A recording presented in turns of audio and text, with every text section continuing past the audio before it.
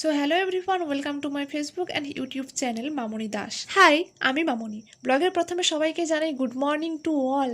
And সবাই কেমন আছো কমেন্ট করে একটু জানিও। আজকে সকালটা হতে চলেছে আমার কাছে একটু অন্যরকম, কারণ কি আজকে মা বাড়িতে নেই, তো বাড়ির সমস্ত রকমের কাজ আমাকেই করতে হবে। আর সত্যি কথা বলতে কি জানো তো, আমার সকালবেলা না কোনো রকমের কাজ করতে ইচ্ছে হয় না। আদার্স টাইমে করবো ঠিক আছে, বাট সকাল সকাল আমার একটু প্রবলেম হয়। তো যাই হোক, মা বাড়িতে নেই যখন আর কি আর করা যাবে। সো ঘুম থেকে উঠে সবার ফার্স্টেই আমার কি আর বলবো, আমার তো ঘুম ভাঙতেই চায় না। তো যাই হোক, আজকে একটু তাড়াতাড়ি উঠেছি, ওই 7টার দিকে আরও। দেন উঠে আমি আমার বাড়ির চারপাশে সবজি বাগানে কী কী সবজি হয়েছে ওগুলো একটু পরিলক্ষণ করি, যেহেতু আমার গাছ লাগাতে প্রচণ্ড পরিমাণে ভালো লাগে। তো যাই হোক, এগুলো আর সত্যি কথা বলতে কি, বাড়ির গাছে টাটকা টাটকা সবজিগুলো খেতে যতটাই না ভালো লাগে, তার থেকে বেশি দেখতে ভালো লাগে।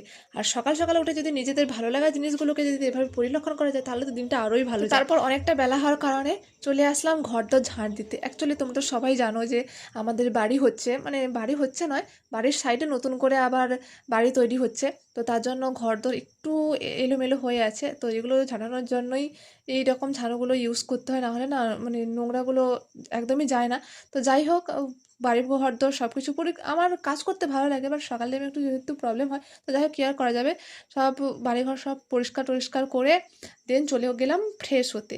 আর জানো তো, ফ্রেশ হওয়ার পর একটা জিনিস আমি খেয়াল করলাম যে আমার বাড়িতে একটা বেল গাছ আছে।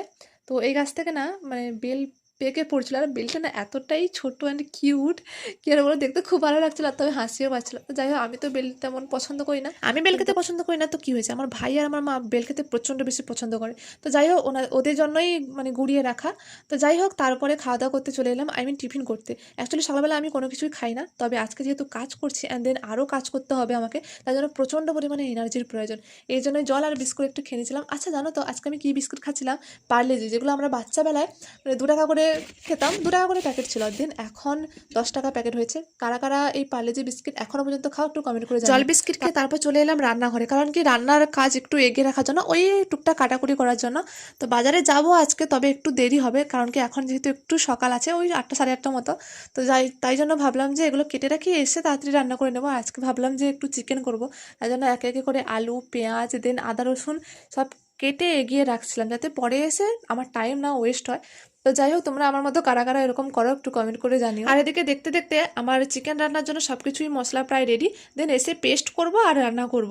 তো যাই হোক, তারপরে রেডি হয়ে গেলাম বাজারে যাওয়ার উদ্দেশ্যে। অ্যাকচুয়ালি বাজারে যাব আমি, আমার ব্যাংকে একটা কাজ আছে, দেন একটু চিকেন নিয়ে আসবো, তো তাই জন্যই যাওয়া। তো ঝটপট করে চিকেন নিয়ে চলে আসলেন বাজার থেকে, এসে একটু টাইম ওয়েস্ট না করে চলে এলাম রান্নার কাজে। কারণ কি আজকে আমি আর ভাই খাবো, তো ঠিক আছে, বাট আরও একজনের জন্য খাবার পার্সেল যাবে।